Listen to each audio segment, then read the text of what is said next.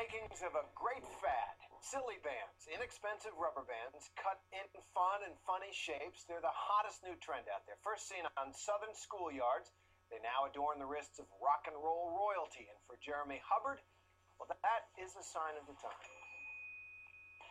Not since the implant has a silicone accessory caused this much buzz. Celebrities are sporting them, school children fighting over them. They've been banned in some classrooms. And just today, Justin Bieber came out with his own line of them. You can imagine the insanity that will follow.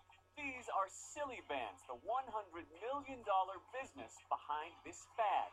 We're definitely the brand leader, and we're the creator of the craze. You know, with every day, there's a new knockoff brand or a non-branded Silly Bandz knockoff that's out there.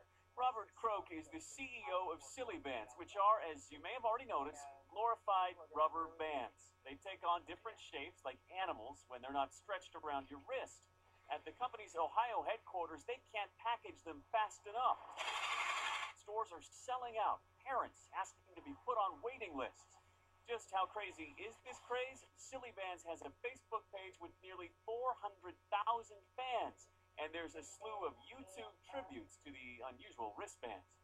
Silly, silly, silly bands, sweeping all around the land. Silly, silly, silly bands, you put them around your hands. We sat in, along with the company Dog, on a brainstorming session about future Silly Bandz products. They're trying to find a way to keep the hysteria going. With Silly Bandz coming out really strongly a year and a half ago, right when the economy was kind of at its low, for $5 for 24 Silly Bandz, it's a really good value. It seems to be the rare, inexpensive toy that parents can not only afford, but kids actually embrace. They collect them and trade them at school. And in just a short time, Silly Bandz has secured its place in bad toy history. That history starts way back in the 40s with the Slinky. Over 300 million have sold, $1 billion worth. The 50s brought the hula hoop. 100 million of the hip swiveling toys flew off the store shelves in 1958. Bringing in nearly $200 million in the first year alone. Fast forward to the 70s, and that inexplicable fad, the pet rock. Dumb idea? Not to its creator. It made him $15 million in 6 months. What about those lovable Cabbage Patch Kids from the 80s? In 1983, sales were at $60 million. 2 years later, $600 million. And the Cabbage Patch Kid begat the Beanie Baby in the 90s. By 98, sales exceeded $1 billion.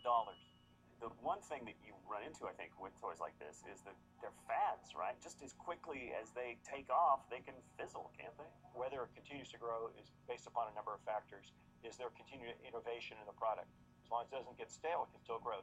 Jerry Storch is the CEO of Toys R Us. It's his job and the job of his executives at the toy giant to pick which toys will stick. You turn into long-term franchises. So how do you get a toy to outlast a fad? You do have to have products which are collectible, they have character, they have personality, and they have something a little special, a little wow factor, a little technology, and that cuddly cuteness.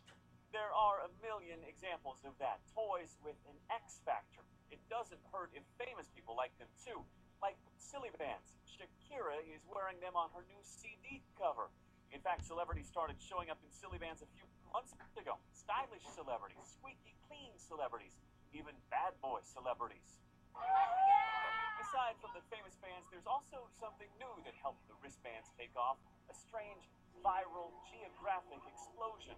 They first took off in, of all places, Birmingham, Alabama, late last year. Craze stretched up the East Coast, gradually to New Jersey and New York before moving west. Children notoriously have a short attention span. But if Silly Bandz are just a fad, how much longer will they last? Some toy experts give them 6 more months, tops. The company isn't sitting around waiting to find out. They're hard at work on a board game, video games, a Facebook application, all based on that glorified rubber band. I'm Jeremy Hubbard for Nightline in New York.